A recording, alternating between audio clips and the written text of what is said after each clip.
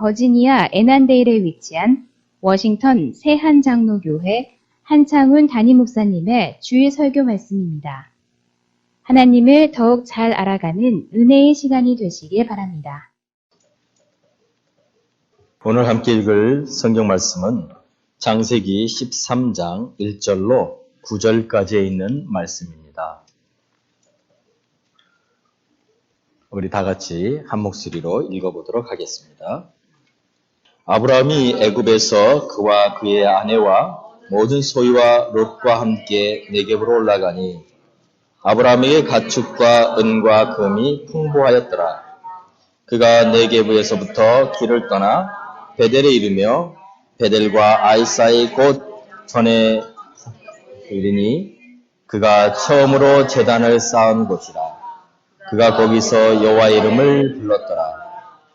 아브라함의 일행 롯도 양과 소와 장막이 있으므로 그 땅이 그들이 동거하기에 넉넉하지 못하였으니 이는 그들의 소유가 많아서 동거할 수 없었음이니라. 그러므로 아브라함의 가축의 목자와 롯의 가축의 목자가 서로 다투고 또 가나안 사람과 브리스 사람도 그 땅에 거주하였는지라. 아브라함이 롯에게 이르되 우리는 한 친족이다. 나나 너나 내 목자나 서로 다투게 하지 말자. 내 앞에 온 땅이 있지 아니하냐? 나를 떠나가라. 내가 좌하면 나는 우하고 내가 우하면 나는 좌하리라. 아멘. 우리 옆에 있는 분들과 함께 인사하겠습니다. 잘 오셨습니다. 인사 한번 합시다.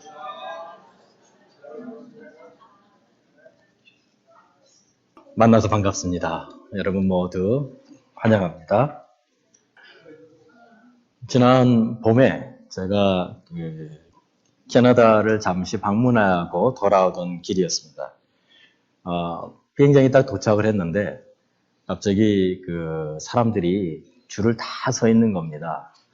저는 늦은 것은 아닌가, 왜 이렇게 사람들이 많은가 하고 보니까 무슨 문제가 생겼냐면 오버북이 돼가지고 이 카운터에서 사람들에게 얘기하는 겁니다. 누가 좀 발런티어를 좀 해주십시오.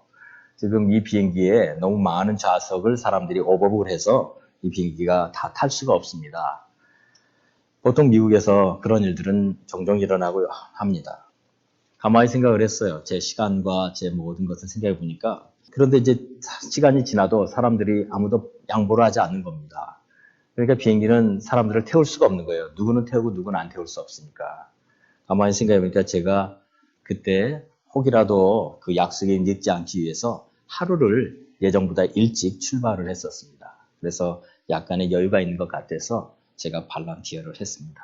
그래서 카운터에 가서 제가 혹시 다른 비행기로 가도 괜찮습니다 하고 아주 그렇게 얘기를 했어요. 조금 있다가 뒤에 저는 다른 비행기로 타려고 모든 사람들이 다 비행기를 탔습니다. 저 혼자 남아서 다른 비행기를 타려고 기다리고 있었습니다. 좀 있자 모든 사람 들어난 뒤에 그 직원이 저한테 달려왔습니다. 그리고 말하기를 자리가 하나 생겼습니다. 여러분, 이 사람이 양보를 해야 되는 상황이 발생할 때에 우리는 참 양보하기가 어렵습니다. 여러분, 타이타닉 그 영화 보셨지요? 그 실화인데 거기에 보면은 그 실화를 정말 잘 영화로 만들었어요. 근데 보면 배가 자차하고 있습니다. 그래서 사람들에게 모든 노약자들은 어린아이와 또 여자분들은 그 구명보트에 먼저 태워서 내보냅니다. 그런데 그 구명보트가 그 배 안에 있는 모든 사람을 다 실을 만큼 여유가 되지 않습니다. 이것을 누구보다 선원들이 잘 알고 있습니다. 그 영화 속에서 보여지는 그 한 사람 한 사람의 그 모습들을 이렇게 찍어냈는데 그 중에 어떤 선원은 눈치를 보다가 그 빈자리 하나 생기니까 자기가 타버립니다. 또는 어떤 사람은 돈을 줍니다. 그 빈자리 하나에 내가 타게 해달라고 큰 돈을 누구에게 쥐어줍니다. 그런 모습을 보면서 우리는 사람들이 양보할 수 없는 그 마지막 순간이 되면 어떻게든지 그 자리를 차지하려고 한다는 것이 우리 모든 사람들의 공통점이라는 것을 알게 되었습니다. 여러분, 오늘 우리가 읽은 이 본문의 이야기가 그런 것입니다. 어떤 선택이 없습니다. 그것 외에는 다른 아무런 선택이 없다고 생각할 때에 사람들은 어떻게 합니까? 그것을 찾기 위해서, 그것을 놓치지 않기 위해서 자기의 모든 것을 다 동원해서 얻으려고 한다는 것입니다. 지난주에 제가 여러분에게 이 아브라함의 이야기를 잠깐 하면서 그가 애굽에서 이제 얼마나 큰 어려움을 당했었는지를 여러분과 함께 나눴습니다. 애굽에 내려가면은 기근을 피할 줄 알았는데 내려갔더니 바로가 그 자기의 아내 65세 된 할머니를 너무나 아름답다고 생각해서 아내를 빼앗길 뻔했었고, 심지어는 하나님이 계획하시지 않았더라면 그는 아내뿐만 아니라 믿음도 있고 모든 것도 다 잃어버릴 뻔했었습니다. 그런데 하나님께서 그에게 은혜를 베푸셔서 그로 하여금 다시 다 잃어버렸던 아내도 다시 찾고 돌아올 수 있는 은혜를 주셨습니다. 그것을 통해서 아브라함은 정말 하나님의 약속이 얼마나 중요한지를 다시 한번 생각하게 되었습니다. 그래서 이제는 더 이상 하나님의 약속을 떠나지 않겠다고 하는 결단을 하게 됩니다. 여러분, 이 모든 문제가 어디에서 시작했었습니까? 그가 믿음이 없어서 그런 어려움을 경험했습니다. 믿음이 없는 결과였습니다. 이제 그는 배웠습니다. 그의 인생에 무엇보다도 중요한 것은 하나님의 약속이고 그리고 믿음으로 그것을 붙잡는 것이라는 것을 그는 깨닫게 되었습니다. 그러면 이제 그의 삶에 더 이상 아무런 어려움이 없었을까요? 그러나 인생이란 그렇지 않지요. 하나의 문제가 끝나면 또 다른 문제가 시작되기 시작합니다. 자, 애굽에 내려갔었습니다. 그런데 그곳에서 그는 많은 소유를 얻게 되었습니다. 바로가 아내를 데리고 가면서 그에 대한 그 지참금으로 많은 가축과 재물을 주었습니다. 창세기 13장 6절에 이렇게 기록하고 있습니다. 그 땅이 그들이 동거하기에 넉넉하지 못했으니 이는 그들의 소유가 많아서 동거할 수 없었음이니라.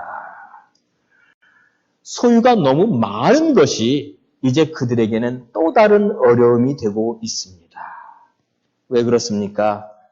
그에게 많은 물질이 생겼기 때문입니다. 얼마나 많은 물질이 생겼습니까? 창세기 13장 1절 2절에 이렇게 말합니다. 아브라함이 애굽에서 그와 그의 아내와 모든 소유와 롯과 함께 네겝으로 올라가니 아브라함에게 가축과 은과 금이 풍부하였더라. 성경은 이것을 축복이라고 말하지 않습니다. 문제가 발생합니다. 어떤 문제가 발생합니까? 13장 7절에 이렇게 나옵니다. 그러므로 아브라함의 가축의 목자와 롯의 가축의 목자가 서로 다투고 또 가나안 사람과 브리스 사람도 그 땅에 거주하였는지라. 아브라함의 종들과 롯의 종들이 서로 다투는 일이 일어나기 시작했다는 겁니다. 왜냐하면 작은 공간 안에서 그 많은 가축들이 함께 지내야 한다는 것입니다. 얼마나 그게 쉽지 않습니까? 방학이 되면, 여름과 겨울이 되면 저희 집에는 아이들이 다 돌아옵니다. 돌아오면은 갑자기 조용하던 집이 시끄러워지기 시작합니다. 그리고 방마다 아이들이 서로 내가 여기 자겠다, 내가 여기 자겠다 서로 그러고 있습니다. 그런데 그땐 너무나 좋습니다. 근데 문제는 한꺼번에 오고 한꺼번에 간다는 거죠. 한 명씩 돌아가며 오면 얼마나 좋을 텐데 올 때는 한꺼번에 오고 갈 때는 또 한꺼번에 가요. 그래서 사람들이 말합니다. 자녀들이 이렇게 멀리 있다가 돌아오는 자녀들을 맞이하는 부모님들이 이렇게 말하죠. 올 때는 너무나 반갑고 갈 때는 시원하다고. 여러분, 이해할 수 없는 것이 이것입니다. 좋은 사람들이 모이면 서로 좋아하고 좋을 텐데 제한된 공간과 제한된 자원을 함께 나눠 쓰다 보니 어려움이 생길 수밖에 없다는 것입니다. 여러분, 함께 자란 형제들이 정말 함께 힘을 모아서 뭔가를 할 수 있다면 얼마나 좋겠습니까? 근데 우리는 주위에서 함께 자란 형제들끼리 어려움을 겪는 것을 종종 듣게 됩니다. 특별히 그 가운데 재산 때문에 어려움을 겪는 이야기를 들으면 재산이 무언지, 물질이 무언지 이런 생각을 종종 하게 됩니다.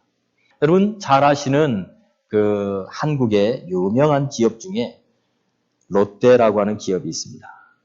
이 롯데라는 기업이 한국과 일본에 무려 30여 개의 계열사를 가지고 있는 굉장한 그런 기업입니다.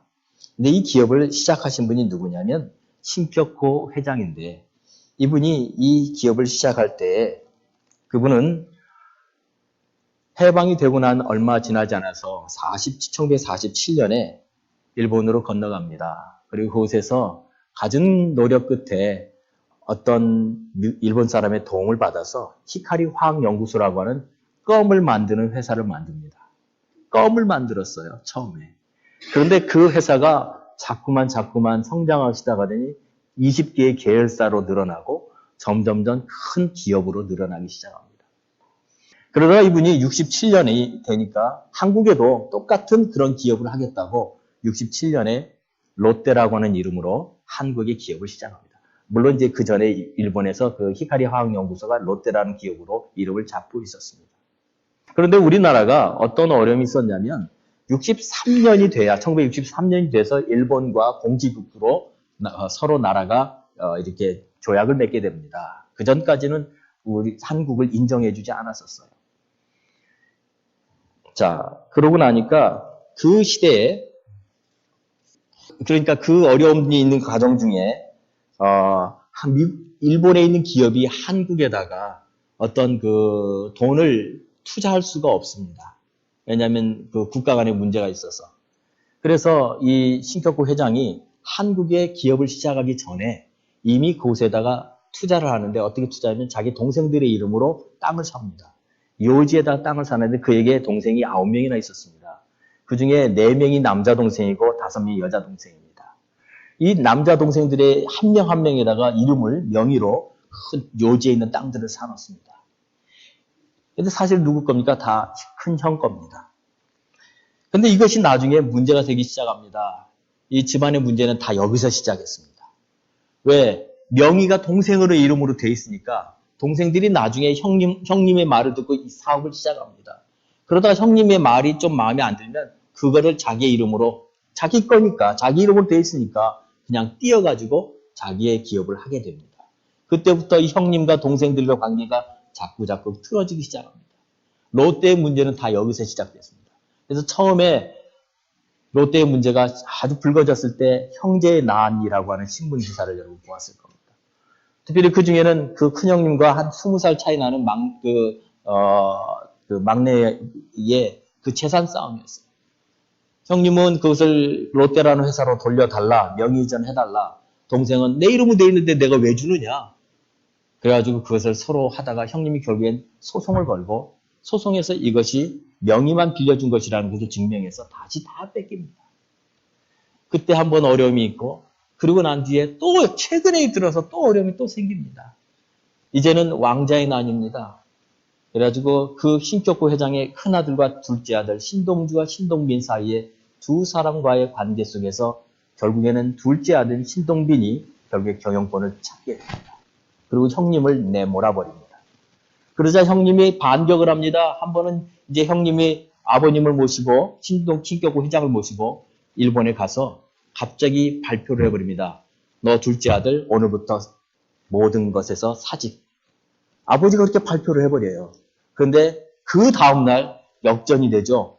그 아들이 이사회를 모으고 아버지를 명예회장으로 추대시켜버리고 자기가 회장이 돼버립니다. 왕자의 난이었어요. 이런 일들이 롯데가에서 지금 일어나고 있는 거예요. 무엇 때문에요? 물질 때문에. 신격호 회장은 대단한 분입니다. 한국 사람이면서도 일본에 가서 그곳에서 기업을 이뤄서 1988년에는 재계의 전 세계에서도 알아주는 그런 재계의 탑 CEO가 됐었고, 최근에도 지금까지도 한국에서 넘버 5 안에 드는 그룹입니다. 이런 분이 있었지만 그가 이 물질로 인해서 이런 어려움을 겪게 될 줄은 누가 알았겠습니까? 여러분 잘 아는 광고가 하나 있습니다. 이런 광고입니다. 형님 먼저 아우 먼저라고 하는 농심의 광고를 여러분 보신 적 있을 거예요. 구봉서 씨하고 박규석 씨가 서로 나와가지고 라면 하나 가지고 형님 먼저 아우 먼저 이러면서 서로 하는 그 이야기가 나와요. 근데 이것이 사실 어떤 이야기를 배경으로 갖고 있느냐 하면 이 농심이라는 회사가 그 신격구 회장의 셋째 동생인 신춘호 씨가 롯데공업이라는 회사에서 자기 재산을 띄어갖고 나와서 차린 회사가 농심이에요. 그런데 이것도 롯데 회사였어요. 원래 형님의 재산이었어요. 동생이 가지고 나와서 농심이라는 그 라면 회사를 만들죠. 근데 이 신춘호 씨가 그 새마을 운동차 그 모든 그 새마을 운동에서 교육하는 곳에 그분이 참석하게 됩니다. 근데 참석을 했더니 그분이 이런 이야기를 듣게 됩니다. 옛날에 어느 시골에 의좋은 형제가 살았다네. 형과 아우는 열심히 농사를 지어 수확을 거두었고 형은 새 살림을 시작한 아우를 걱정하고 아우는 부모를 모시는 형을 걱정했다네. 그리하여 서로는 밤중에 자기 볕단을 등에 들고 형은 아우네 낯가리에 아우는 형의 낯가리에 몰래 옮겨 놓았다네. 이튿날 아침에 보니 서로의 낯가리는 줄어들지 않고 전과 같았다네. 의아해진 형제는 다시 다음날 밤 볕단을 옮기다가 논 한가운데서 마주쳤다네. 형님, 아우야. 그래서 형제는 얼싸안고 감격해 울었다는 이야기를 듣게 됩니다. 그리고 돌아와서 생각합니다. 이 신춘호 씨가. 정말 그런 형제가 되고 싶은 거예요. 형님과 동생 사이에 그렇게 재산 가지고 싸우는 그런 관계가 아니라 서로가 서로를 아끼는 그런 형제가 되기를 원하는 마음에 이름을 롯데공업 주식회사에서 농심으로 바꿉니다. 그리고 그 농심의 이 광고 이 카피를 바로 형님 먼저 아우 먼저라고 하는 이 광고로 자기의 마음을 표현했다는 후문입니다. 왜요? 무엇 때문에요? 재산 때문에. 여러분, 그러면 이 재산의 문제, 이 갈등의 문제가 믿지 않는 사람들만 가지고 있는 걸까요? 아니요. 믿는 사람들, 우리들도 동일한 문제를 가지고 있다는 것입니다. 문제는 이 문제를 해결할 수 있는 능력이 우리에게는 없다는 거예요. 어떻게 할 수 있습니까? 이 문제를 해결할 수 있는 것은 오직 하나님의 방법이어야만 합니다.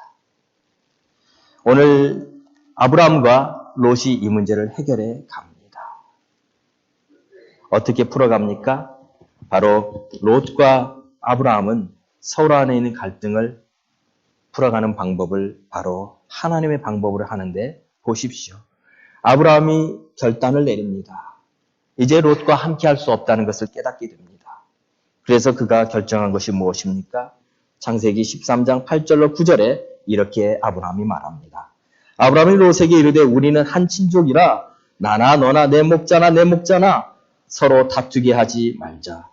내 앞에 온 땅이 있지 아니하냐? 나를 떠나가라. 내가 좌하면 나는 우하고 내가 우하면 나는 좌하리라 라고 그가 말합니다. 그가 조카 롯에게 양보했다는 것입니다. 이것이 어떻게 가능해졌습니까? 그는 땅을 선택하지 않았습니다. 그가 선택한 것은 하나님이었습니다. 여러분, 땅을 선택하면 이런 결과를 가져올 수가 없습니다. 그는 땅을 선택하는 대신 하나님을 선택했습니다. 이것이 오늘 우리에게 주시는 하나님의 첫 번째 메시지입니다. 인간의 눈으로 보기에 좋은 땅을 선택하기보다는 하나님을 선택하시기 바랍니다.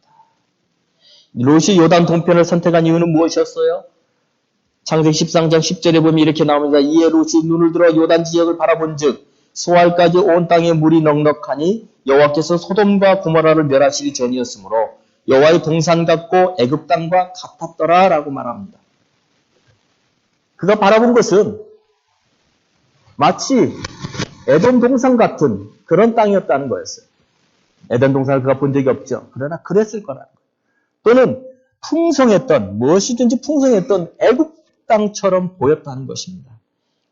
그가 바라봤던 것이 틀린 건 아니에요. 그러나 그가 바라봤던 것은 땅 자체였다는 거예요. 여러분, 땅을 선택하는 사람이 있으며 하나님을 선택하는 사람이 있습니다. 만일 여러분이 롯의 입장이라면 어떻게 하겠습니까? 당연히 우리는 눈에 보이는 것을 선택하겠지요. 그러나 그것이 전부가 아니라는 것을 우리는 알게 됩니다. 여러분, 갈등은요, 우리가 사는 세상에 어디나 있습니다. 갈등이 없는 세상은 없습니다. 문제는 그 갈등을 어떻게 풀어가느냐는 것이죠. 갈등을 풀어갈 수 있는 열쇠는 한 가지입니다. 믿음입니다. 믿음으로만 해결할 수가 있습니다. 어디의 믿음이요? 하나님에 대한 믿음이에요. 그 땅에 대한 믿음이 아니라 그 땅을 주시는 하나님에 대한 믿음이 이 문제를 해결해 갈 수 있는 것입니다. 왜냐하면 그 땅을 주시는 분도 하나님이시기 때문입니다. 아무리 우리가 그것을 원하여도 그것을 주시는 하나님이 주시지 않는다면 아무 소용없는 것 아닙니까? 그러나 우리의 눈에는 보이지 않지만 이 세상을 만드신 하나님이 주시고자 하면 지금 눈에 보이지 않아도 하나님이 주시고자 하면 주시는 거 아니에요? 그 하나님을 선택하시는 우리 성도님 되시기를 바랍니다. 우리 눈앞에 있는 것, 그것에 우리의 마음을 두지 마시기 바랍니다. 하나님을 선택하시는 여러분 되시기 바랍니다. 그러자 하나님이 아브라함에게 위로를 해주십니다. 하나님의 음성이 들려집니다. 롯과 헤어진 이후에입니다. 뭐라고 말씀하십니까? 창세기 13장 14절로 17절에 말합니다. 14절에 롯이 아브라함을 떠난 후에 여호와께서 아브라함에게 이르시되 너는 눈을 들어 너 있는 곳에서 북쪽과 남쪽 그리고 동쪽과 서쪽을 바라보라. 보이는 땅을 내가 너와 내 자손에게 주리니 영원히 이르리라. 보십시오. 롯은 그 앞에 있는 요단 동포에 있는 그 땅만 쳐다봤어요. 그러나 하나님은 아브라함의 눈을 열어서 볼 수 없는 저 끝까지 다 보게, 동서남북을 다 보게 하셨다는 거예요. 하나님이 하시는 겁니다. 처음에는 우리는요, 마치 손해보는 것 같을 때가 있습니다.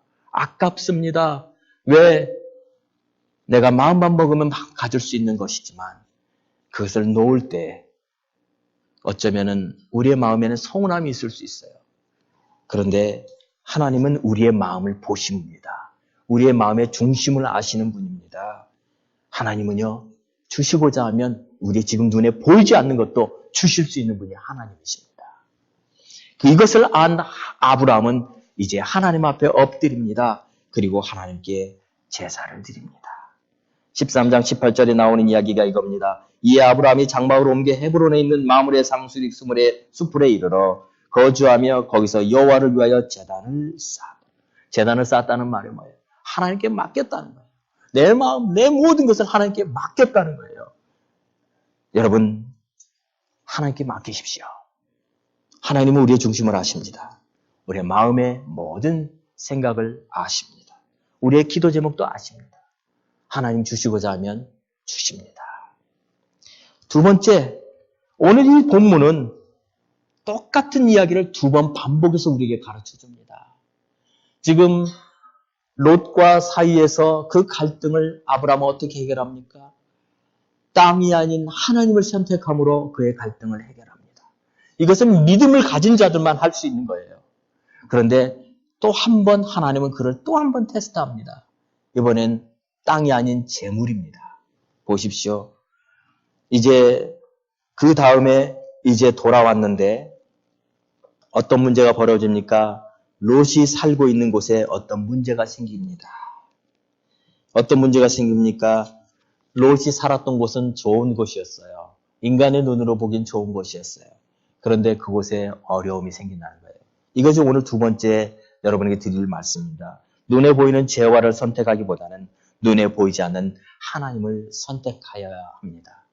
똑같은 거예요. 그런데 하나님이 아브라함에게 두 번에 걸쳐서 똑같은 교훈을 가르쳐 주세요.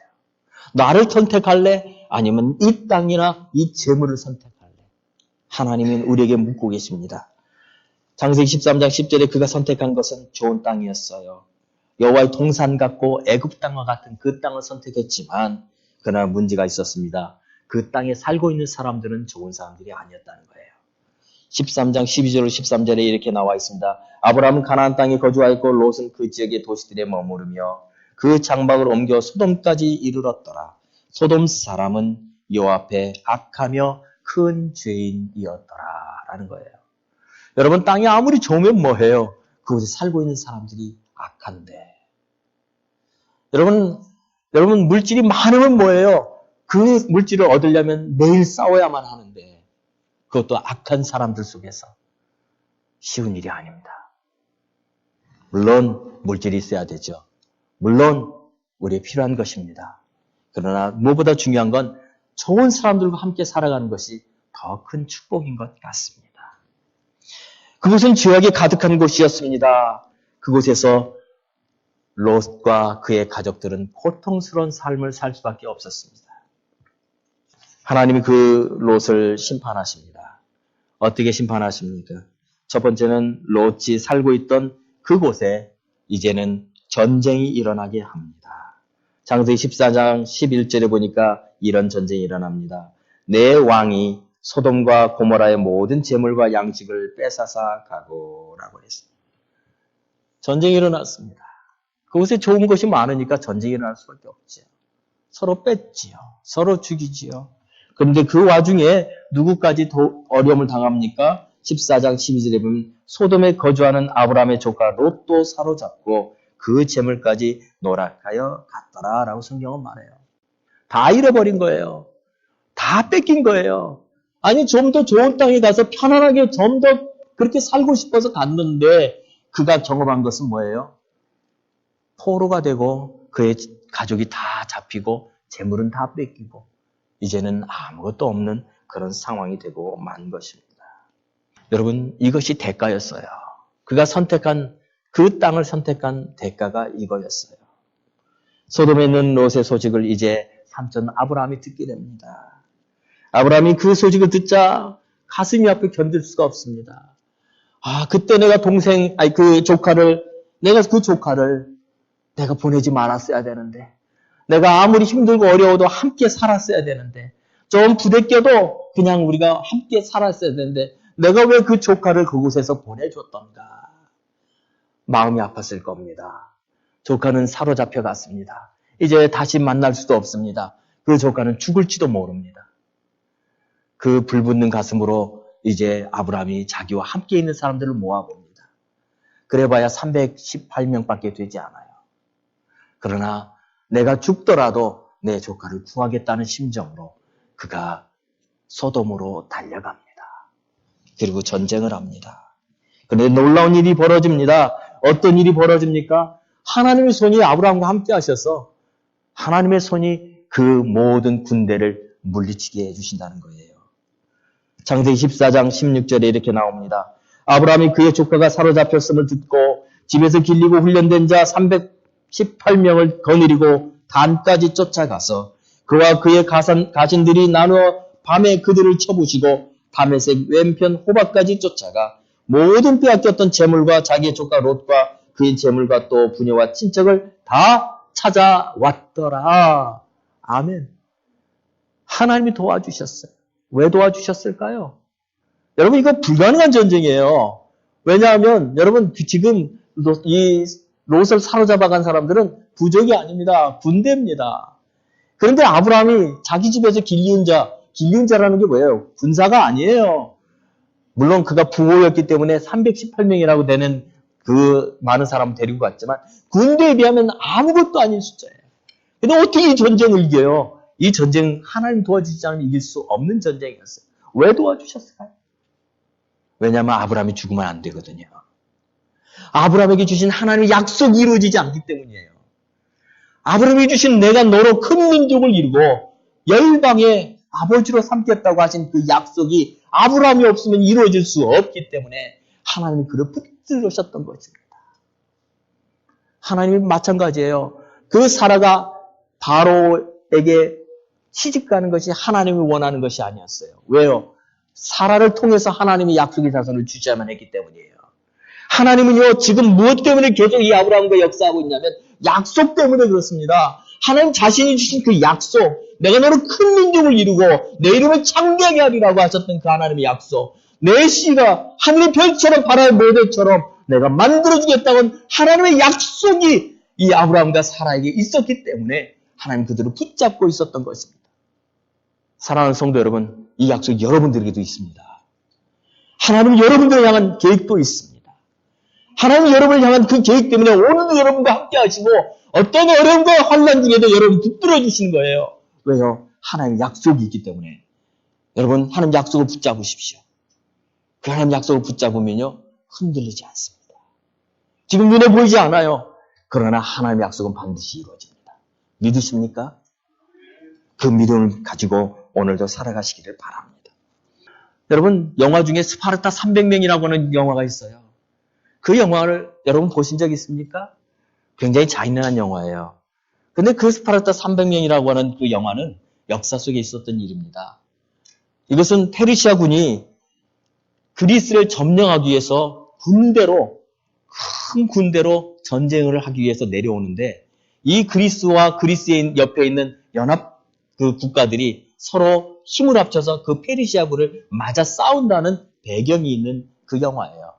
그런데 스파르타라고 하는 그 도시는 그 지금으로 올림픽이 일어난 그런 곳이죠. 올림픽의 그 전사들처럼 그렇게 무장하고 굉장히 우리가 보통 그러죠. 스파르타식이다 이렇게 얘기하면은 굉장히 그 스트릭한 그런 규율을 가지고 있는 나라라고 보는데 그 사람들이 그 전쟁을 하기 위해서 300명이 모여서 그 군대를 막아선다는 얘기예요. 그 군대를 막아섭니다. 한 사람이 몇십 명을 상대하는 그런 군대예요. 그런 스파르타 군대예요. 그래서 그 도시 국가들에서 모여든 연합군이 6천 명이었어요. 그런데 페르시아는 몇십만 명이에요. 감당할 수가 없어요. 결국에 페르모필레 전투에서 그 6천 명이 전부 전사합니다. 전부 전멸합니다. 결국에는 페르시아군이 아테네를 점령하고 만다는 이야기예요. 그런데 그 이야기 속에서 그 300명이 끝까지 항전하는 이야기, 이것을 우리는 기억해 보면 여러분 아브라함이 318명 데리고 가서 군대하고 싸웠다는 이야기를 한번 생각해 보십시오. 일어날 수 없는 일이라는 거예요. 아무리 그들이 스파르타처럼 준비되어 있고 그렇게 싸움을 잘하는 군인들도 군대를 막아설 수 없다는 거예요. 그런데 아브라함은 318명 데리고 군대를 막아섰다는 거예요. 누구의 능력이요? 하나님의 능력이요. 사람이 할 수 없는 거예요. 하나님이 함께 하실 때 불가능은 없습니다. 오늘 그리고 그 통해서 그는 이제 조카 롯과 그와 함께 사로잡힌 자들을 다 데리고 돌아옵니다. 돌아오다가 그가 누굴 만나냐면 살렘왕을 만나죠. 살렘왕을 만나서 그 살렘왕에게 그가 이제 11조를 드린다는 이야기가 그 뒤에 등장합니다. 창세기 14장 17절로 보면 이렇게 기록하고 있습니다. 아브라함이 그돌라오멜과 그와 함께한 왕들을 쳐부수고 돌아올 때에 소돔 왕이 사후의 골짜기 곧 왕의 골짜기로 나와 그를 영접하였고 살렘 왕 멜기세덱이 떡과 포도주를 가지고 나왔으니 그는 지극히 높으신 하나님의 제사장이었더라. 성경은요 이 살렘 왕 멜기세덱이 누군지 정확하게 말하지 않아요. 그런데 여기 아브라함 이야기 속에서 한번 등장하고 히브리서에 또 한번 등장을 해요. 그런데 이분은 예수 그리스도라고 많은 사람들이 예수 그리스도의 상징이라고 그렇게 말을 합니다. 그가 아브라함을 축복하고 그에게서 11조를 드린다는 이야기가 그 뒤에 나오고 있습니다.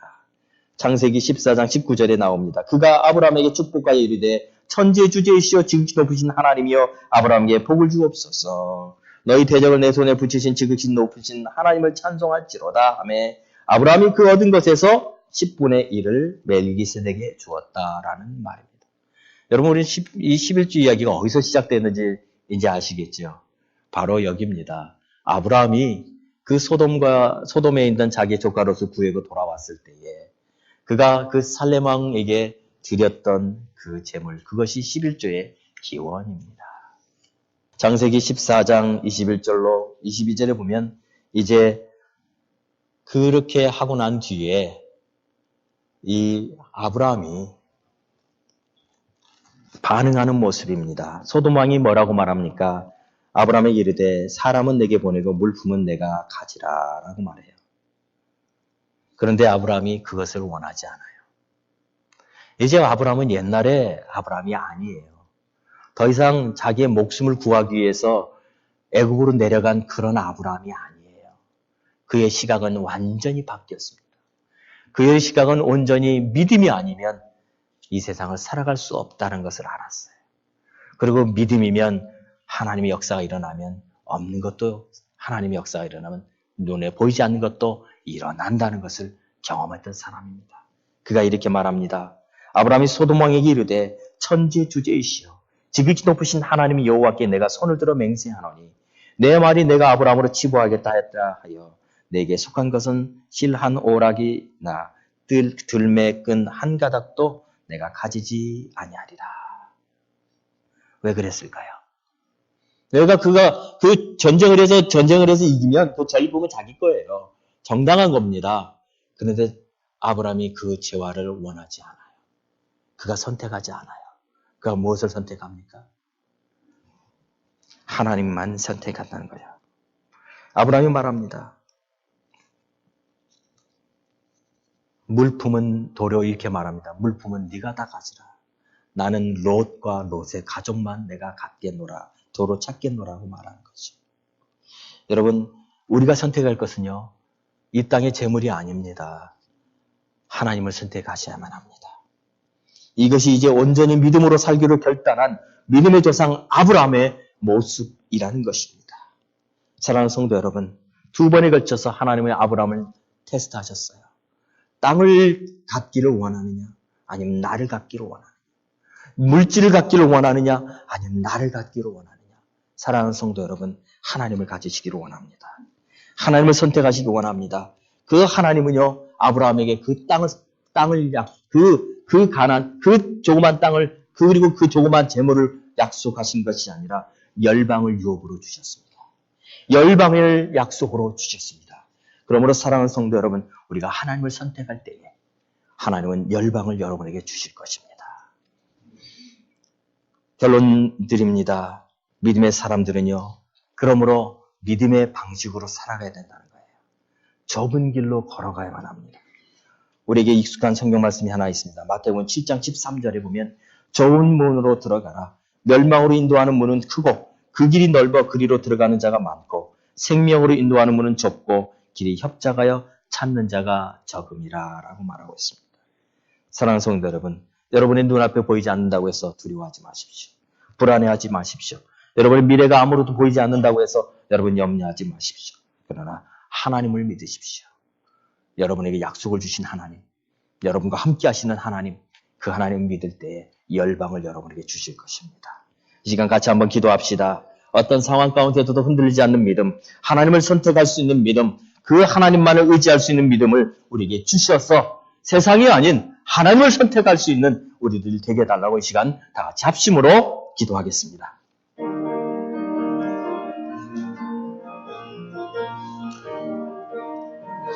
살아계신 아버지 하나님, 이 시간 주님 기도합니다. 아버지 하나님, 미래가 보이지 않고 아버지 하나님 염려가 가득하고 하나님 두렵고 하나님 마치 지금 내 손에 있는 이 모든 것들이 다 떠나갈 것 같아서 하나님 두려워하는 우리 성도들이 있다면 하나님 이 시간에 오셔서 하나님 말씀하여 주시옵소서. 나를 선택하라고 말씀하시는 주님의 음성을 오늘 이 시간 듣게 하여 주시고 하나님을 선택할 때에 하나님의 선택의 약속을 붙잡을 때에 하나님과 함께 하신 것을 경험하게 하여 주시고 흔들리지 않게 하시며 하나님과 함께 하시는 그 놀라운 은혜를 경험하는 우리 성도들 될 수 있도록 역사하여 주시옵소서. 하늘에 속한 사람, 하나님의 성품을 가진 믿음의 사람들이 되어서 하나님 오늘 우리가 주어진 이 상황 속에서 하나님 믿음으로 하나님 결단하는 자들 될 수 있도록 축복하여 주시옵소서. 하나님 감사합니다. 우리 성도들 가운데 하나님 아버지 염려와 하나님 기도하는 제목이 있는 가정들이 있습니다. 하나님 찾아가셔서 주님 말씀해 주시옵소서. 모든 것을 알고 계신 주님께서 그 하나님의 놀라운 위로를 허락해 주실 것을 믿는 믿음 허락하여 주옵소서.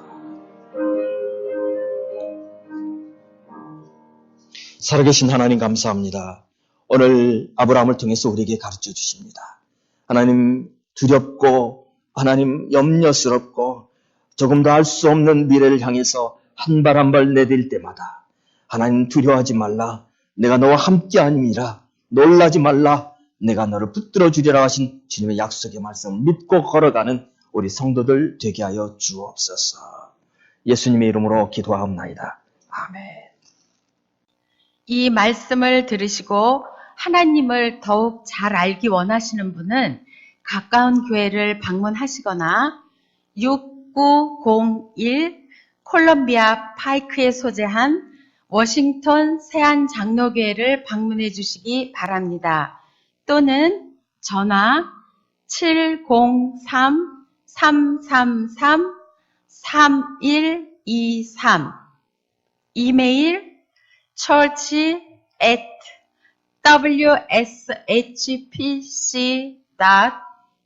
church@wshpc.org로 연락 주시기 바랍니다.